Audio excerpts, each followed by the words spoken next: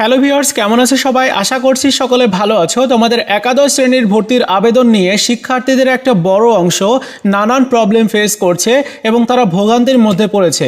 এতে করে শিক্ষার্থীদের প্রতারণা করছে অনেকেই। তো এই নিয়ে একটা নোটিশও প্রকাশ হয়েছে।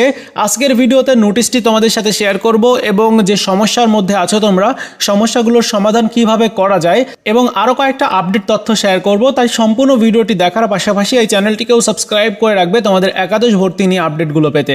চলো শুরু করা যাক। শুরুতে তোমাদের সাথে নোটিশটি শেয়ার করব, যে নোটিশটি শিক্ষা মন্ত্রণালয় থেকে প্রকাশ করা হয়েছে। দেখতে পাচ্ছ বন্ধুরা, এটা একটা সতর্কীকরণ বিজ্ঞপ্তি। বলা হচ্ছে যে 2024-25 শিক্ষাবর্ষের একাদশ শ্রেণীতে অনলাইনের মাধ্যমে ভর্তির কার্যক্রমে লক্ষ্য করা যাচ্ছে কিছু প্রতারক চক্র সংশ্লিষ্ট শিক্ষার্থী ও অভিভাবকদের থেকে সুকৌশলে শিক্ষার্থীদের এসএসসি পরীক্ষার তথ্য সংগ্রহ করে তাদের অনুমতি ব্যতীত অনলাইনে ভর্তির আবেদন করছে। শিক্ষার্থী ও অভিভাবক সকলকে এই ধরনের প্রতারক চক্র হতে সাবধান থাকার জন্য সতর্ক করা যাচ্ছে। উল্লেখ্য, শিক্ষার্থী ও অভিভাবকদের সাথে প্রতারণা জড়িত এরূপ কোনো ব্যক্তি বা প্রতিষ্ঠানের বিরুদ্ধে প্রমাণ পাওয়া গেলে আইনগত ব্যবস্থা গ্রহণ করা হবে এবং শিক্ষা প্রতিষ্ঠানের ক্ষেত্রে তাদের প্যানেল বা সার্ভার বন্ধ সহ পাঠদান স্থগিত করা হবে।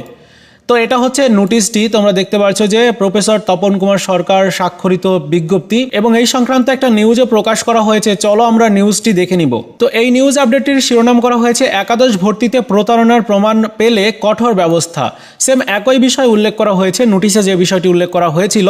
আরও কয়েকটা আপডেট বিষয় তোমাদেরকে জানাই।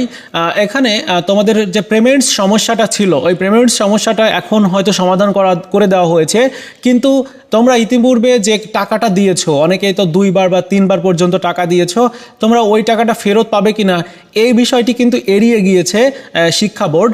এবং তপন কুমার সরকার জানান যে বুধবার বিকাল 4টা পর্যন্ত সারা দেশে 4,94,000-এর মতো আবেদন জমা পড়েছে। এর মধ্যে পেমেন্টস করতে পেরেছেন 3,20,000 শিক্ষার্থী।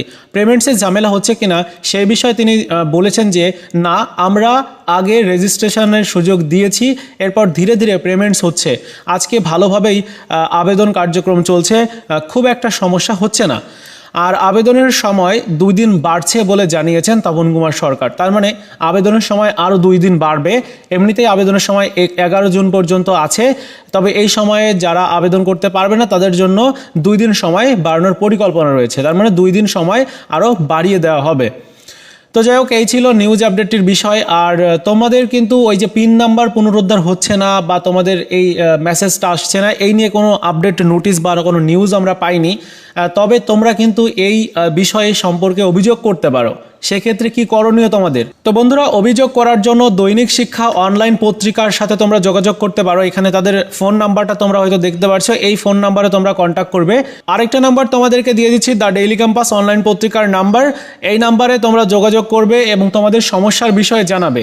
কারণ পত্রিকাগুলো অভিযোগ যত পাবে তত ওই বিষয় নিয়ে নিউজ করবে। নিউজ করলে সারা দেশব্যাপী সবাই জানবে। তো তোমাদের উচিত যে এই নাম্বারগুলোতে অ্যাপ্লাই করা এবং তোমাদের সমস্যার বিষয়ে জানানো। হ্যাঁ, তোমরা অবশ্যই সমাধান পাবে। ঠিক আছে, এখনও পর্যন্ত আবেদনের জন্য 10 দিনেরও বেশি সময় রয়েছে। এই সময়টাতে তোমাদের যে ভোগান্তিতে তোমরা আছো, বিভিন্ন টেনশনের মধ্যে আছো আমি জানি, এগুলো দূরীকরণের জন্য বিভিন্ন সংবাদ মাধ্যমের সাথে তোমরা যোগাযোগ করবে, সমস্যার বিষয়ে জানাবে। আর যাদের বাসা হচ্ছে বোর্ডের কাছাকাছি, তোমরা একটু বোর্ডে গিয়ে খোঁজ খবর নিবে বা তোমাদের সমস্যার বিষয়ে জানাবে, কি কি প্রবলেম তোমরা ফেস করছো এগুলো জানাবে। এছাড়াও একাদশ শ্রেণীতে স্মার্ট ভর্তি সিস্টেমের ওয়েবসাইটে আসলে এখানে তোমরা লগ ইন অপশন পেয়ে যাচ্ছ। এখানে ক্লিক করলে তোমরা কিন্তু পিন নাম্বার পুনরুদ্ধার করতে পারো। তবে পিন নাম্বার পুনরুদ্ধার আপাতত 2 বার করা যাচ্ছে। অনেকে 2 বার ট্রাই করে নিয়েছো, তোমাদের এখন পিন নাম্বার পুনরুদ্ধার হচ্ছে না, মেসেজ আসছে না। এটাই হচ্ছে সব থেকে বড় সমস্যা। পেমেন্টস সমস্যাটা সমাধান হয়েছে, তারপর আবেদন করতে এসে তোমাদের যে প্রবলেমগুলো হচ্ছিল সার্ভারজনিত সমস্যা, সেটিও সমাধান হয়েছে। কিন্তু এখন যে মূল সমস্যাটা দাঁড়িয়েছে, নতুন শিক্ষার্থীরা যারা এই আবেদন করতে আসছে, তারা নাম্বার দেওয়ার পরে, এখানে মোবাইল নাম্বার দিতে হয়, মোবাইল নাম্বার দেওয়ার পরে সাইন আপ করলে তাদের পিন নাম্বারটা আসছে না মোবাইলের মাধ্যমে বা মোবাইল সিমে। সো তোমাদের উচিত এখন এই সমস্যাটা আপাতত তোমাকে জানাতে হবে, কারণ এই সমস্যার বিষয়ে আমি কোনো নোটিশ বা কোনো নিউজ আমি দেখিনি। সো তোমাদের উচিত বিভিন্ন সংবাদ মাধ্যমে এই বিষয়টিকে জানানো যে আমাদের এই ঝামেলাটা হচ্ছে, আমাদের এই ঝামেলাটার সমাধান আমরা চাই। সো আশা করি তোমরা সমাধান পেয়ে যাবে। তো তোমরা বুঝতে পারলে আজকের ভিডিওতে আমি বেশ কয়েকটা তথ্য তোমাদেরকে জানালাম। আর আজকের মতো আপডেট এই পর্যন্তই ছিল। ভিডিওটি ভালো লাগলে লাইকস, কমেন্টস এবং বন্ধুদের সাথে অবশ্যই শেয়ার করে দিবে। ধন্যবাদ।